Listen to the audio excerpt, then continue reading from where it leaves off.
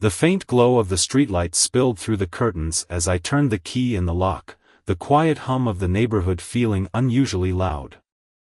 My shift had ended early, but something pulled me home before the clock approved my freedom. I've always trusted my gut, it's a cop thing. And tonight, it churned with an unease I couldn't explain. Inside, the air felt heavy, charged, like the stillness before a storm. Our house wasn't a mansion, but Miranda and I had turned it into a home.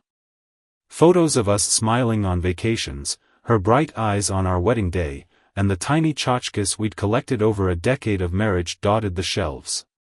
Yet, tonight, it all felt staged. A set for a life I thought I was living. I didn't see her right away. The living room was empty except for the wine glasses on the coffee table, their rims smudged with lipstick, red, her favorite. My heart sank. 2 glasses. But it wasn't until I heard the faint murmur of voices upstairs that I felt the ground shift beneath me. Climbing the stairs felt like walking into a fire. Every creak of the steps mocked me, each one screaming, "You know what's up there." The bedroom door was slightly ajar, and through the crack, I saw shadows dancing on the wall. Her voice, the one I'd loved for years, floated out, sultry and conspiratorial. "You're such a bad influence," she giggled, a sound I hadn't heard directed at me in months. I didn't need to hear his reply to know. That low timbre, too confident and too familiar, was enough. My fist clenched, nails biting into my palm as my brain fought to process what my eyes had already confirmed. Miranda, my wife, my everything, was lying in our bed, tangled in sheets with a man I didn't recognize but instantly hated. I didn't kick the door in like the hothead they paint in movies. I stepped back, bile rising in my throat, my vision blurred with tears of rage and humiliation. My training screamed at me to stay calm, assess, but how could I? That wasn't a case file in there. That was my life. I left the house before I could shatter the moment. Outside, the cold air hit me like a slap, but it did little to extinguish the fire roaring inside me. I got into my car, gripping the wheel so hard it felt like it might snap. Thoughts ran wild. How long had this been going on? Why didn't I see it? Who the hell was he? For hours, I drove aimlessly, replaying every fight we'd had, every time she'd dismissed me or been too tired. The pieces started to fit together, a grotesque puzzle of lies and deceit. I'd been so blind, so trusting, and now, everything was falling apart. By the time I returned, it was late.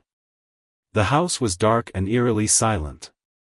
I sat in the driveway, staring at the front door, unsure if I wanted to walk in and face her or drive away and never look back.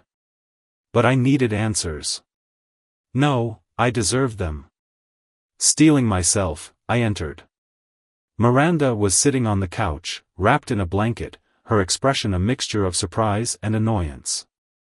"You're back early," she said, her voice far too casual. I stared at her, trying to see the woman I'd married, but all I could see was a stranger wearing her skin. Who was he? My voice came out colder than I intended. Her eyes widened briefly before narrowing. "What are you talking about? Don't play dumb, Miranda. I heard you. I saw you." There was a flicker of panic, but she quickly masked it with indignation. "You're being ridiculous. Maybe you misheard something." My chest tightened. Misheard? I had a gift for sniffing out lies, it was part of my job. And Miranda's feigned innocence stank worse than a 3-day-old corpse. "Do you think I'm stupid?" There were 2 glasses downstairs, lipstick on both. His voice. "You're giggling." Her lips pressed into a thin line. "So now I can't have a friend over?" "A friend? In our bed?" She stood, her blanket dropping to the floor, and in that moment, I saw it. Not remorse, not guilt, but defiance. "Maybe if you weren't always working, I wouldn't need someone to talk to." My fists trembled. "You think this is my fault?" I'm not saying that, she snapped, then added under her breath, but you're not exactly innocent in this. My heart broke, shards cutting deep.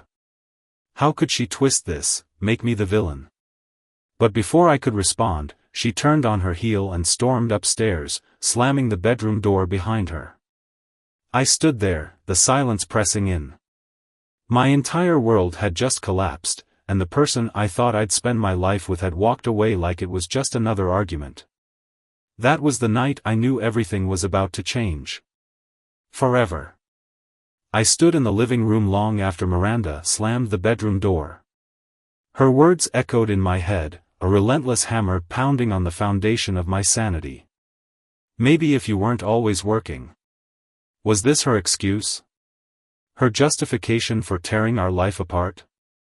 I glanced at the wine glasses on the table.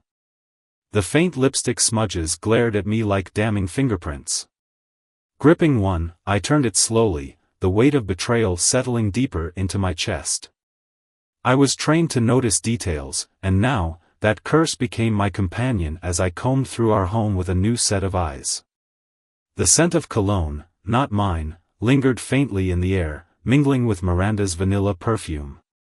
A cardigan was draped over the armchair, one I didn't recognize. It wasn't her style, too masculine, too cheap. My stomach churned. Every little clue was a slap to my face, each discovery pulling me further into the nightmare I was now living. I paced the house for hours, restless and consumed by thoughts I couldn't control. Was this a one-time thing? A fling? Or something worse, an ongoing affair that had been parading under my nose while I was too busy working late nights, trusting her, and planning for a future that no longer existed. The next morning, I confronted Miranda again, this time armed with more composure, and more evidence. She was sitting at the kitchen table, scrolling through her phone, sipping coffee like nothing had happened. The sight enraged me. How could she act so casual, so unaffected, when I felt like I'd been gutted? Who is he? I asked, standing over her. She didn't look up. I don't know what you're talking about. Don't play this game with me, Miranda. I found his sweater. His cologne. I heard you last night. Don't insult me by pretending I'm imagining things. Her head snapped up, and her eyes flashed with irritation rather than guilt. You're obsessed. You've been working these murder cases so long that you think everything's some big conspiracy. For God's sake, you're paranoid. I clenched my fists, fighting the urge to flip the table. You know what's funny? You're not even denying it. Not once have you said it didn't happen. She rolled her eyes, a dismissive gesture that only fueled my fury. You're being dramatic, Adam. Fine, you want the truth? I had a friend over. We talked. That's it. But your mind always jumps to the worst conclusion. Her tone dripped with contempt, as if I were the problem. My jaw tightened. She was a master at twisting the narrative, turning my accusations into overreactions. But I wasn't buying it. Not this time. Do you think I'm blind, Miranda? Or stupid? Do you think I don't notice how you've been distant, how you barely look at me anymore? Do you think I didn't hear you laughing with him, or see the way you've been sneaking around? She sighed heavily, slamming her phone on the table. You're impossible, Adam. Do you want me to say I cheated? Fine. I cheated. Are you happy now? Her admission knocked the wind out of me, though I'd been bracing for it.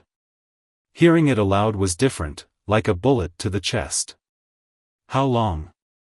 I asked, my voice dangerously quiet. She shrugged, like it didn't matter. Does it even matter? You've been absent for months. Maybe I needed someone who actually paid attention to me. Her words cut deeper than I thought possible. So, it's my fault? No, she said, glaring. It's our fault. You buried yourself in your job and left me alone. I didn't plan for this to happen, but here we are. Who is he? I demanded again, stepping closer. Does it really matter? She shot back, her voice rising. Would knowing his name change anything? You've already made up your mind about me. I wanted to shake her, to make her understand the devastation she'd caused, but instead, I turned and walked out. I couldn't stand to be near her anymore. My hands trembled as I gripped my keys, the anger and heartbreak bubbling dangerously close to the surface. I drove to the station, my sanctuary. The quiet hum of the precinct was a stark contrast to the chaos in my head. My partner, Dave, noticed something was off immediately. "You look like hell," he said, offering me a coffee. "Rough night," I muttered, avoiding his eyes. "Anything I can help with?" I shook my head, though I knew he'd push. He was good at reading people, part of what made him a great cop. But this wasn't a case he could help me solve. This was personal. Too personal. As I sat at my desk, my phone buzzed. A message from an unknown number popped up. "She won't tell you who I am, but I will. Meet me tonight. 8 p.m. The old gas station on Route 17. You deserve the truth." My pulse quickened. Was this him? The man who had stolen my wife? The audacity made my blood boil, but curiosity won. I needed answers. And if this was the only way to get them, so be it. That night, I parked a block away from the gas station and approached on foot. The flickering neon sign cast eerie shadows across the cracked pavement. A figure stood near the pumps, smoking a cigarette, his silhouette cocky and unbothered. He didn't look like much, tall, wary, with a smug expression that made me want to knock his teeth in. "You must be Adam," he said, tossing the cigarette aside. "And you must be the bastard who ruined my marriage," I shot back. He smirked, unbothered by my anger. "Listen, man," Miranda came to me. "She said you weren't enough." That was it. I lunged at him, fists flying before I could stop myself. Years of training told me to hold back, but in that moment, I didn't care. I wanted him to hurt like I did. By the time I left, he was bloodied and barely standing, his smirk replaced with fear. But instead of satisfaction, I felt hollow.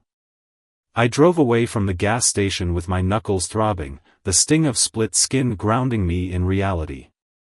The bastard's words echoed in my head, as poisonous as they were true. Miranda had gone to him. She'd looked at this smug lowlife and decided he was worth shattering everything we'd built. But as much as I hated him, the blame lay squarely with her. Pulling into the driveway, I killed the engine and sat in the suffocating silence of the car. I didn't want to walk into that house and see her, smell her perfume, or hear her lies. I needed clarity, not more poison. But clarity felt impossible when your entire life was a crime scene. I reached for my phone and scrolled through her social media, something I'd never done before. Miranda had always been private, claiming she hated oversharing. But now, her carefully curated posts felt like propaganda for a life I didn't recognize. She smiled in every picture, the perfect wife. In hindsight, it all felt like a cover for her deceit. Then, I noticed something, a comment from a man named Ethan White. I didn't recognize the name, but the playful banter in his replies sent alarm bells ringing. Digging deeper, I found more. He'd liked almost every post for the past year. He commented on her photos in subtle ways, just enough to stay under the radar but not enough to be innocent. I cross-referenced his profile, my cop instincts kicking in. Ethan worked in finance, had a flashy smile, and posted endless gym selfies. Typical douchebag. His most recent post, however, chilled me, a picture of Miranda, taken at some dimly lit bar. The caption read, "When life gives you second chances, you don't waste them." The timestamp was last night. The front door creaked as I stepped inside. Miranda was waiting in the kitchen, her arms crossed, her expression a mix of annoyance and feigned concern. You've been out all night, she said, as if she had the right to demand answers. Care to explain? I stared at her, my exhaustion battling the anger simmering just beneath the surface. Do you know someone named Ethan White? Her face didn't change. She was good, I'd give her that, but not good enough. A slight twitch in her left eyebrow told me everything I needed to know. Why are you asking? She said, her voice measured but defensive. I saw his picture of you. At a bar. Last night. For a moment, silence hung between us, thick and suffocating. Then she laughed, a cold, sharp sound that sent a chill down my spine. You've been stalking me now? That's pathetic, Adam. I stepped closer, lowering my voice. You don't get to twist this around. You've been lying to me, sneaking around with him. How long has this been going on? She threw her hands up, exasperated. Does it matter? You already made me the villain, so why don't you just play judge, jury, and executioner? Isn't that what you're good at? Her flippancy was like gasoline on a fire.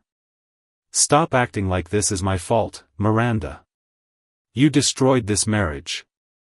You threw it all away for him. For what? A few cheap thrills? Her face darkened. You want the truth, Adam? Fine. Ethan made me feel alive, something you haven't done in years. You're so obsessed with your job, your cases, that you forgot I existed. So yes, I went looking for someone who didn't make me feel invisible. My breath hitched, the knife twisting deeper. And you didn't think to talk to me about it? To fix what was broken? Her response was venomous. You can't fix something that's already dead. The words landed like a fatal blow. For a moment, I felt hollow, as if she'd sucked the last ounce of fight out of me. But then, something snapped. My grief turned cold, sharp, a weapon I intended to wield.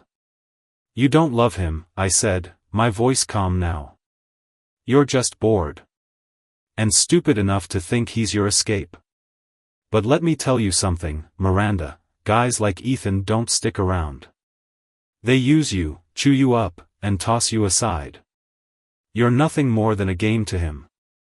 Her jaw clenched, but she didn't respond. I saw a flicker of uncertainty in her eyes, a crack in her armor. Good. That night, I couldn't sleep. The house felt foreign, haunted by memories of what it used to be. At 2 a.m., my phone buzzed. A text from an unknown number. Meet me tomorrow. Same place. You'll want to hear this. It had to be Ethan again. I didn't reply, but I knew I'd go. I needed to see this through, no matter how much it hurt. The next evening, I arrived at the gas station earlier this time, parking where I could see the entire lot. Ethan pulled up in his sleek black car, the headlights cutting through the dark. He stepped out, wearing a cocky grin that made my blood boil all over again.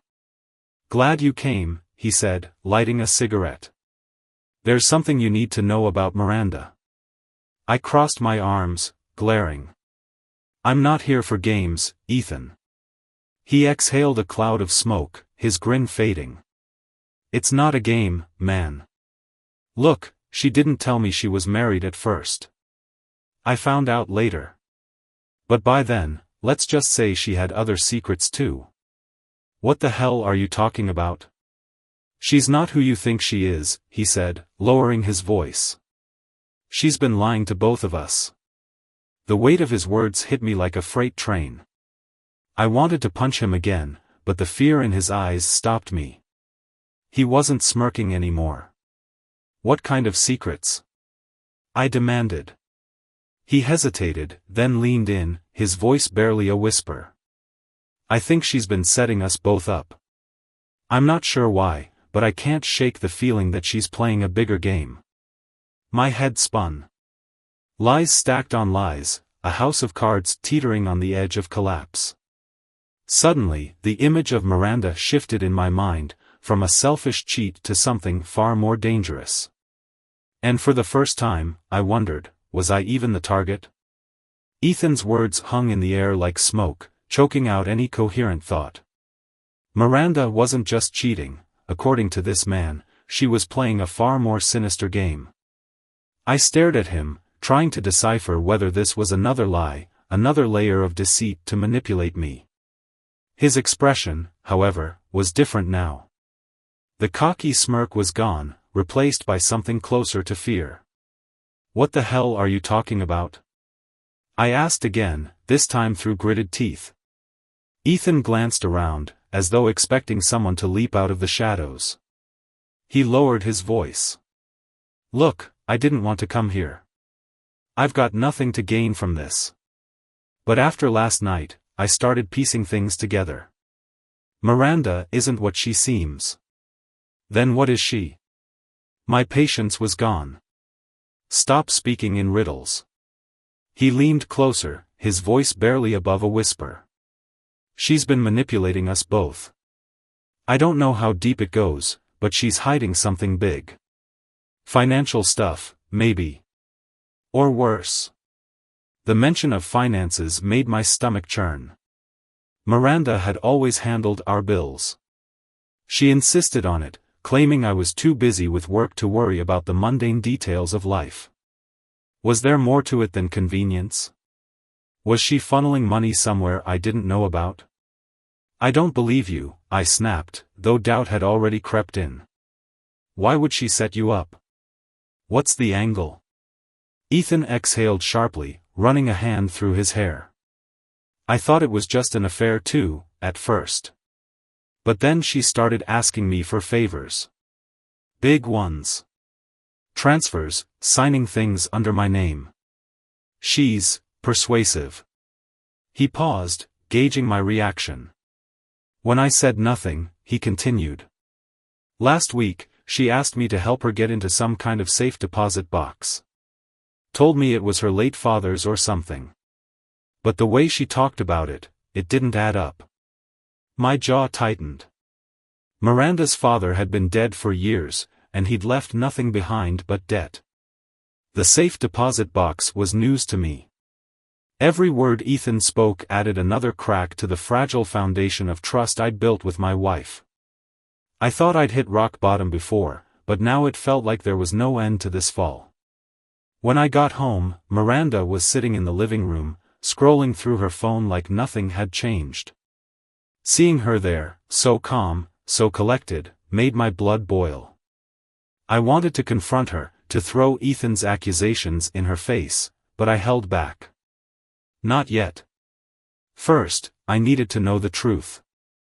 I grabbed a beer from the fridge and sat across from her, forcing my tone to stay casual. "Busy day?" She glanced up, her smile tight. "Just catching up on emails." "You?" "Same old," I lied. "Do you remember that trip to Florida we took last year? The one where your dad's old lawyer called?" Her face froze for a millisecond before she recovered. "Sure. Why?" "He mentioned some safe deposit box, didn't he? Said it was yours now?" Her eyes flickered with something, panic? Annoyance? It was hard to tell. "Oh, that. Yeah, but it's nothing important. Just some old papers." "Why?" I shrugged, keeping my voice even. "No reason. Just crossed my mind." She studied me for a moment, then went back to her phone. The way she dismissed the topic so quickly only deepened my suspicions. I decided I couldn't wait any longer. If Miranda was hiding something, I needed to find it. Tonight. After she went to bed, I began my search. Her laptop was password protected, of course, but her phone? She'd never changed her passcode, it was still my badge number, a detail that now felt like mockery. Unlocking it, I scrolled through her messages, her emails, her banking app. And there it was. A recent transaction to a storage facility in the next town over. A payment large enough to suggest she wasn't renting a unit to store old clothes. My heart raced as I scrolled further, finding more payments, each linked to names I didn't recognize. This wasn't just an affair, this was something bigger. I copied down the address and left the house, the quiet hum of the night amplifying the chaos in my mind. The storage facility was a 20-minute drive, but I made it in 15, the urgency coursing through me like adrenaline. The place was deserted, save for a single flickering light by the entrance. I found her unit easily enough. It was listed under her maiden name, another slap in the face. The lock was a standard one, and I used my tools to snap it open with practiced ease. Inside, the musty smell of dust and neglect hit me, but my attention was drawn to the large safe in the corner. I crouched down, studying it. The digital lock looked expensive, but there was a backup keyhole, an oversight I could exploit. It took me 15 minutes to crack it, and when the door swung open, my blood ran cold. Inside was cash. Stacks of it. Bundles wrapped in rubber bands, far more than I'd ever thought Miranda had access to. But that wasn't all. There were documents, 2 bank statements, legal papers, and a passport with her picture on it but under a different name. And then, at the bottom of the safe, I found something that made my blood turn to ice, a handgun. Clean, polished, and unregistered. As I drove home, the pieces started falling into place. The money. The lies. The weapon. Miranda wasn't just cheating on me, she was preparing for something. Was she planning to run? Or worse, was I the target of her schemes? When I pulled into the driveway, I noticed something odd. The living room light was on, but the curtains were drawn tight. I stepped out of the car cautiously, my senses on high alert. As I entered, I saw Miranda sitting on the couch, her expression cold, calculating. "You've been busy," she said, her voice cutting through the tension like a blade. So, she knew. But how much? And more importantly, what was she willing to do to protect her secrets? For the first time in my life, I wasn't sure I'd make it out of my own house alive. Miranda's voice was calm, almost eerily so. Her legs were crossed, her posture unervingly composed, as though she'd been waiting for me to come home and walk straight into her trap. She wasn't the flustered woman from earlier, scrambling for excuses. She was something colder, sharper, a stranger. "You want to tell me where you've been?" she asked, her tone casual, but her eyes sharp as razors. I closed the door behind me, leaning against it, trying to mask the pounding of my heart. "Just went for a drive," I said evenly. "Needed to clear my head." Her lips curled into a humorless smile. "That's funny. Because I'm pretty sure you cleared out more than that." She knew. Somehow, she knew about the storage unit, the safe, the money. Maybe she'd set a trap, knowing I'd go snooping. Maybe this was her way of testing how much I'd figured out. I decided to test her back. "So, what's in the safe, Miranda?" "You know, the one with the cash, the fake passport, and the gun." Her expression didn't change, but I noticed a slight shift in her breathing. "That's none of your business," she said, her voice clipped. "None of my business?" I repeated, my voice rising. "We've been married for 10 years, and you've been hiding a damn arsenal of lies. Fake identities, hidden money, what the hell are you planning?" She stood, slowly, her movements deliberate, like a predator circling its prey. "What I do with my life is my decision. You don't own me, Adam." "Own you?" I barked out a bitter laugh. "I'm not talking about ownership, Miranda. I'm talking about trust, respect, the things you've clearly never had for me. Did you even love me, or was this all part of some twisted scheme?" Her eyes narrowed, the mask slipping just enough for me to see the contempt beneath. "Love you? You're a cop, Adam. You think that's love? Coming home late every night, smelling like crime scenes and whiskey?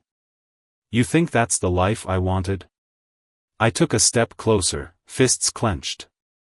"Don't you dare twist this around. This isn't about my job. This is about you lying to my face while you built a whole second life behind my back. Her gaze didn't waver. Maybe I had to. Maybe I was tired of waiting for you to see me. Tired of being stuck in your shadow. The venom in her words stung, but I didn't back down. So what now? You run off with your boyfriend, take the money, and leave me to clean up the mess. Or were you planning to make me disappear? For the first time, she hesitated.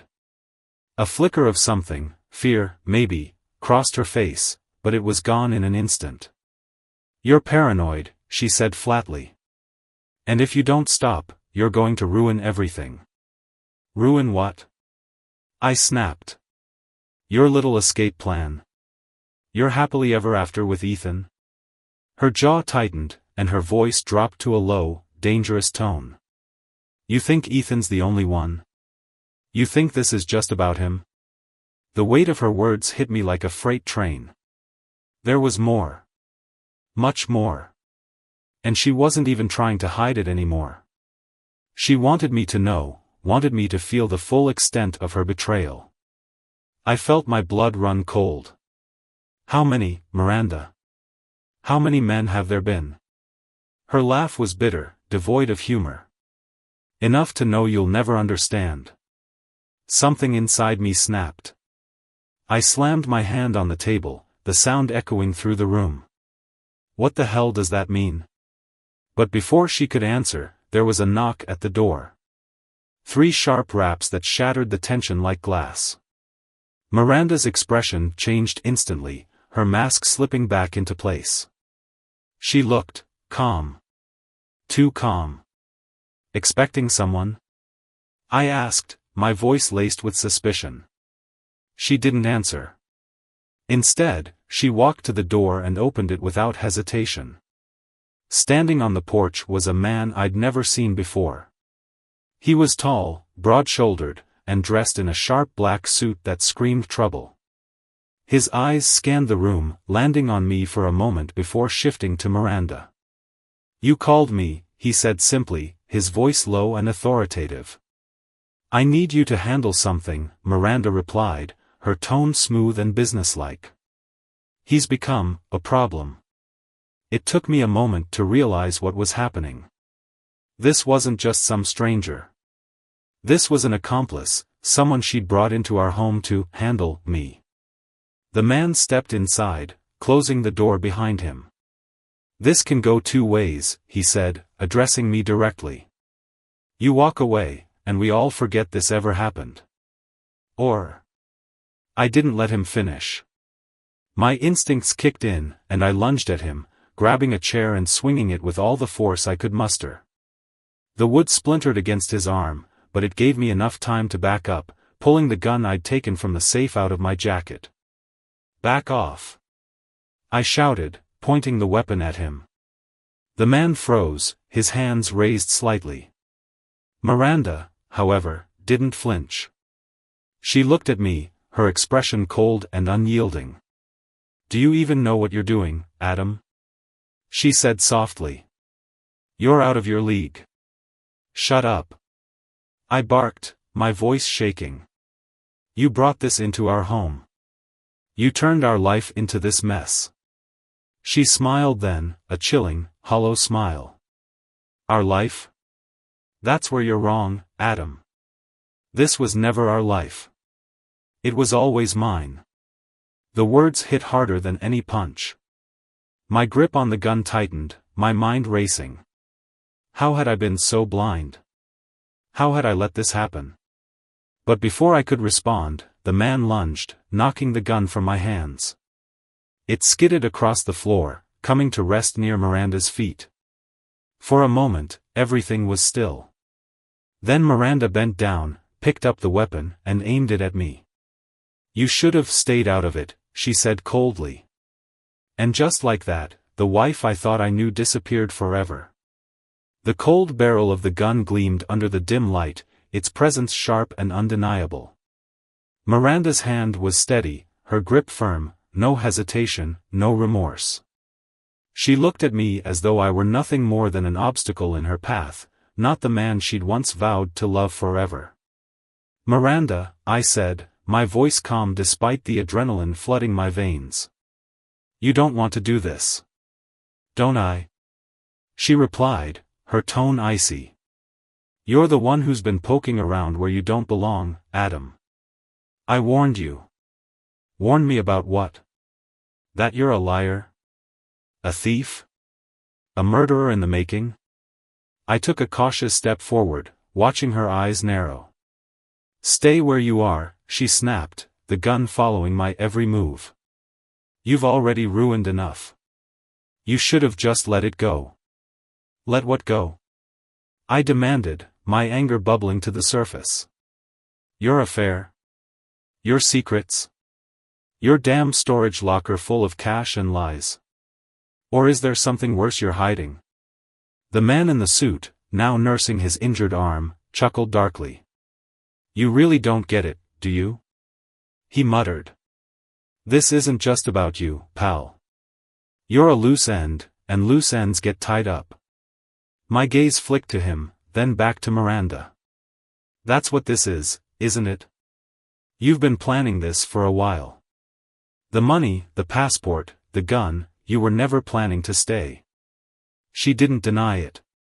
Instead, she smirked, a cruel expression that twisted the face I once loved. "You always thought you were so smart, Adam. But this time? You're out of your depth."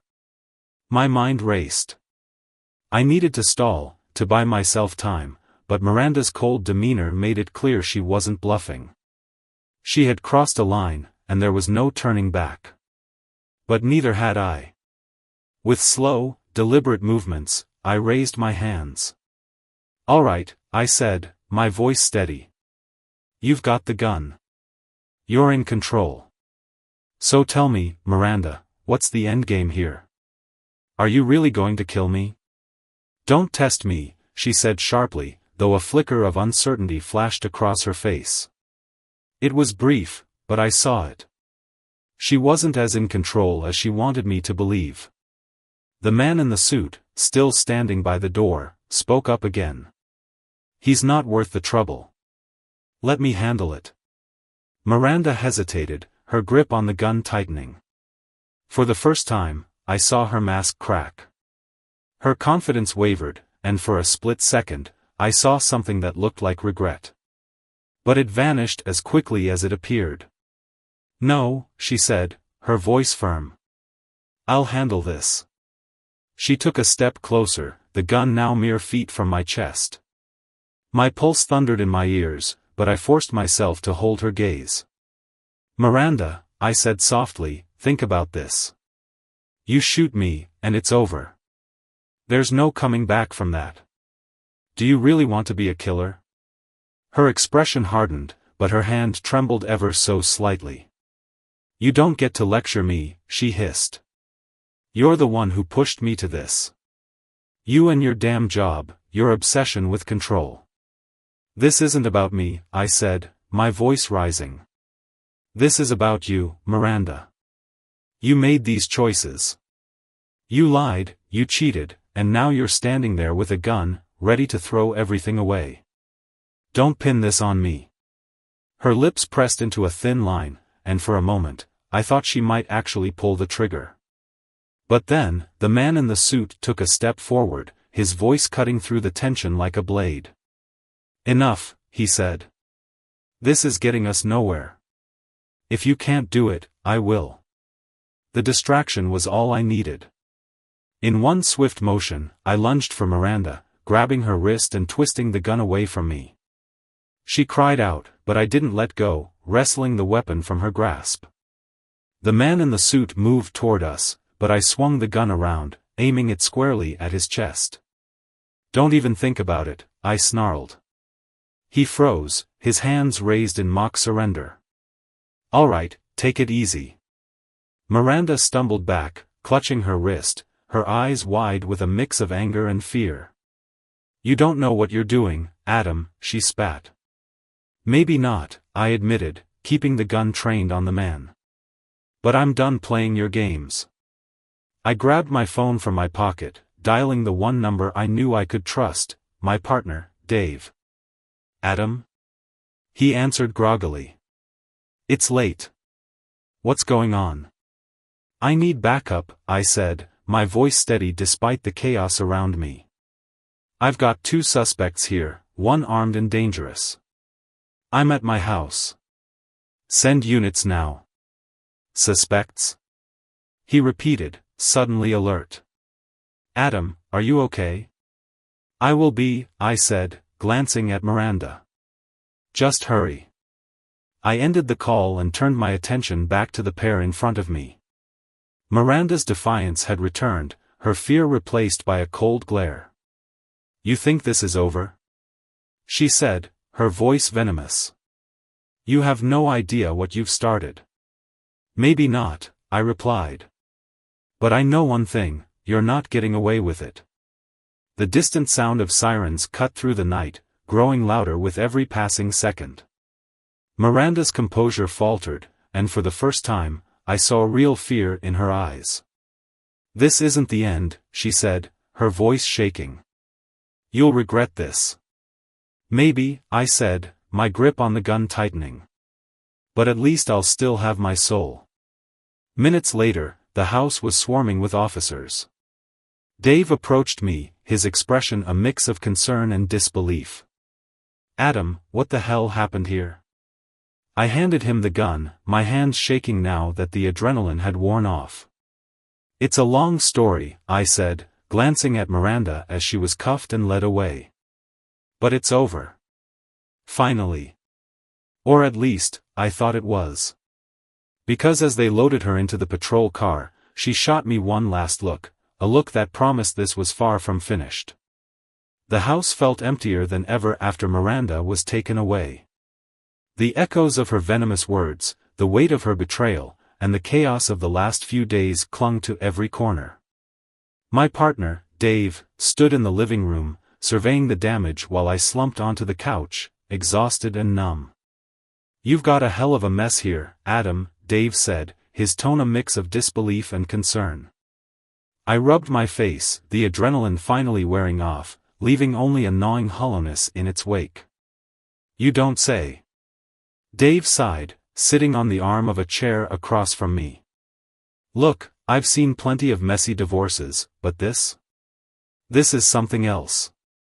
A gun? A partner in crime? What the hell was she even planning?" I shook my head. "I don't know. She had cash, fake IDs, and a storage unit full of secrets. I think she was planning to disappear, but there's more to it. I can feel it." Dave gave me a look. "You're not thinking of digging into this, are you? Let the department handle it." "You're too close, Adam." "Too close." That was an understatement. My entire world had been turned upside down, and the woman I thought I knew better than anyone had turned out to be a stranger. Still, Dave had a point. My emotions were raw, and I wasn't thinking straight. But something inside me refused to let it go. "I'll try," I lied, knowing full well I wouldn't. The next day, I went to the station to give my statement. It felt surreal, sitting in the interrogation room, the same one I'd used countless times, with Dave on the other side of the table, asking me questions like I was a suspect. I told him everything, the affair, the safe, the confrontation, the man in the suit. I didn't hold back, even though reliving it felt like ripping open fresh wounds. When I finished, Dave leaned back in his chair, his expression grim. "This is going to take a while to untangle, Adam. The fake IDs, the cash, it's not just infidelity. She's been into something big. And dangerous. Do you think she's tied to a larger operation?" I asked, my voice low.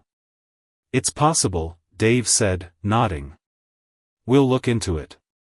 But you need to stay out of it. Let us do our job." I nodded, but as soon as I left the station, I knew I couldn't just let it go. Miranda wasn't just tangled up in something shady, she'd brought it into my life, into our life. If she had accomplices, if there was a larger game at play, I needed to know. Not just for closure, but for survival. That night, I started digging. Miranda's phone was still in evidence, but I had already copied her recent contacts and messages onto my personal drive. I sifted through them, looking for patterns, connections, anything that would give me a clue about what she'd been up to. One name kept popping up, James Harper. He wasn't listed in her saved contacts, but his number showed up repeatedly in her call logs and messages, always around the same time she'd been meeting with Ethan. I ran the name through our database, but it came up clean, too clean. If James Harper existed, he wasn't using his real identity. I tried calling the number. It rang 3 times before going to voicemail, the automated message giving me nothing useful. Frustrated, I hung up and stared at the screen. If Harper was involved with Miranda, he might be the key to uncovering what she'd been planning. 2 days later, I got a call from Dave. His tone was serious, the kind of voice he used when delivering bad news. "We found something," he said. "It's about Miranda." I tensed. "What is it?" "We pulled her financial records and traced some of the transactions from her storage unit. Turns out, she's been wiring money to offshore accounts for months. A lot of money." "How much are we talking?" "Hundreds of thousands. Maybe more. We're still combing through everything." My stomach churned. Miranda had always handled our finances, claiming she was better with numbers. I'd trusted her completely, and now it looked like she'd been funneling money away, planning her escape right under my nose. "There's more," Dave continued. "We ran a deeper background check on the guy she was with, the one at your house. His real name is Marcus Fields. He's a known associate of a criminal syndicate that specializes in money laundering and identity fraud." I felt like I'd been punched in the gut. "And you think Miranda was working with him?" "It looks that way," Dave said. "But here's the kicker, she wasn't just working with them. She was leading them. Or at least a part of their operation." The words didn't register at first. Miranda, my wife, leading a criminal operation? It sounded absurd, impossible. But as I thought about the cash, the fake IDs, and the gun, the puzzle pieces started to fit together.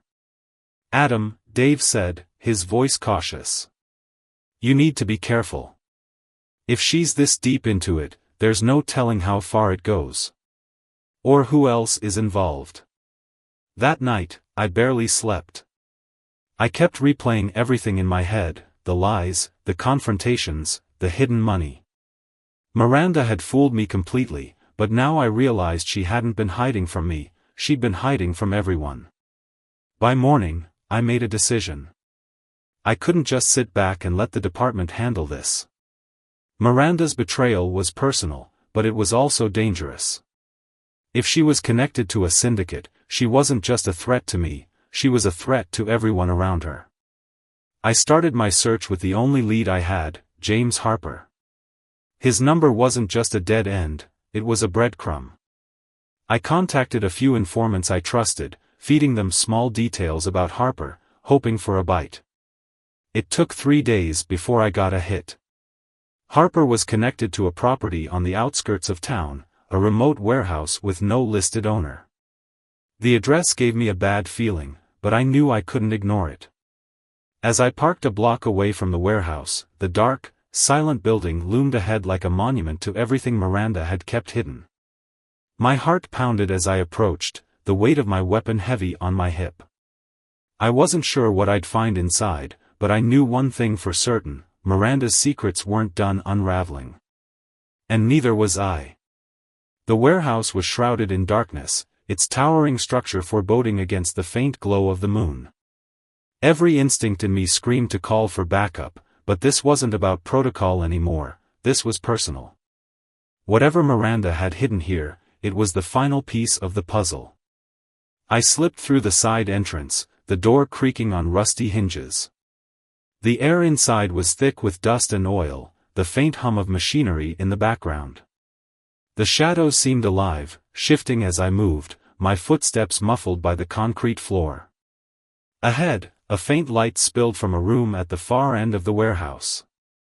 I drew my weapon, my grip steady, and approached slowly, my heart hammering in my chest. As I neared, voices became audible, low, tense murmurs that sent a chill down my spine. I edged closer, pressing myself against the wall outside the room. Peering in, I saw them, Miranda, standing tall and composed, and a man I recognized instantly from the file. James Harper. He was older than I expected, his suit immaculate despite the grime of the warehouse. Between them was a table stacked with cash, documents, and what looked like hard drives. "We're almost done," Harper was saying, his voice smooth but commanding. "The accounts are secure. The identities are ready. By tomorrow, you'll disappear." Miranda nodded, her face calm, almost serene. "Good. I've had enough of this town, and him." The venom in her voice made my stomach churn. I stepped into the doorway, my gun raised. "Not so fast." Both their heads snapped toward me.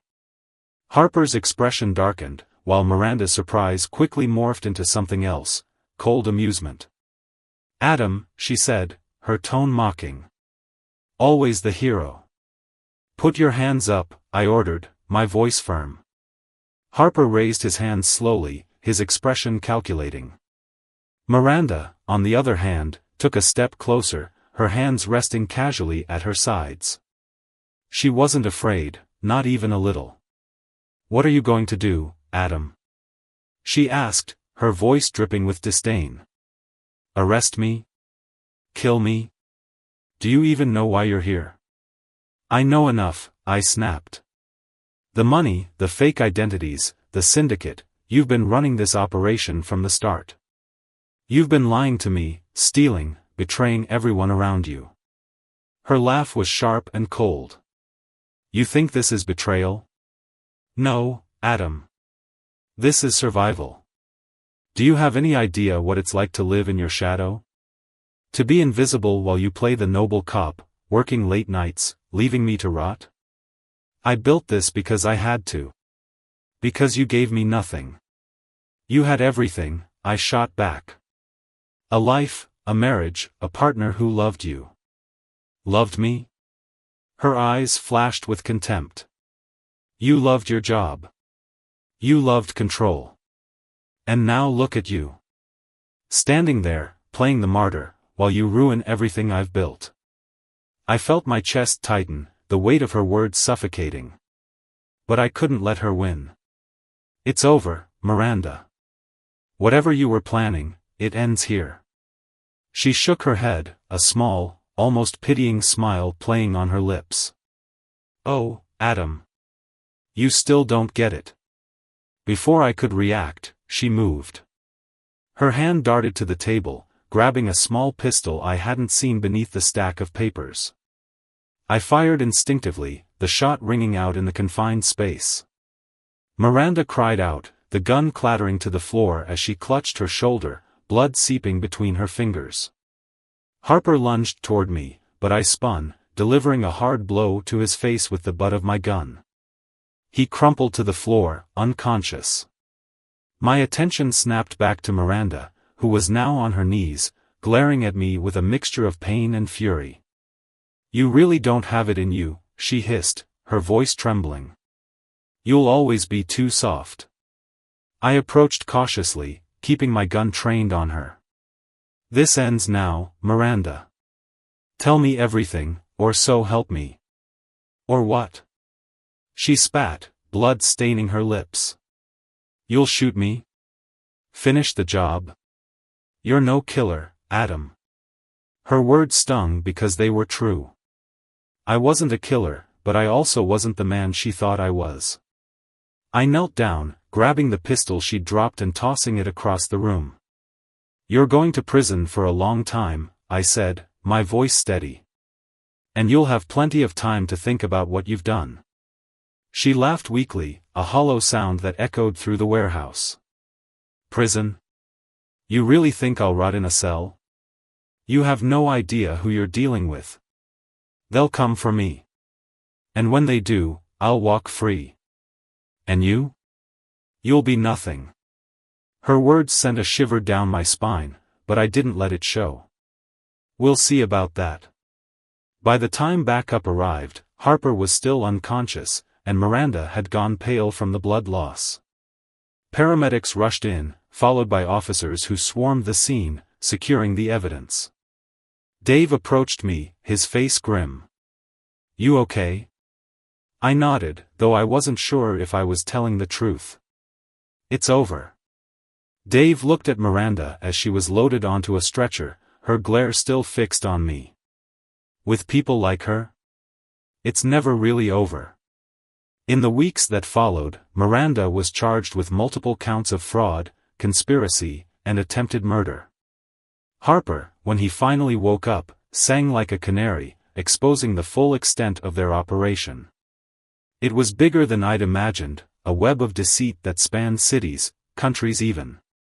I went back to work, though it wasn't the same. The betrayal, the lies, they haunted me, but they also taught me something. Trust is fragile, and love, when corrupted, can be as dangerous as any weapon. As for Miranda, she was right about one thing. People like her don't rot in prison. 2 months into her sentence, she escaped during a prison transfer. No leads, no trace, just gone. And though I tried to move on, I could never quite shake the feeling that one day, I'd see her again. And when I did, I knew it wouldn't be over.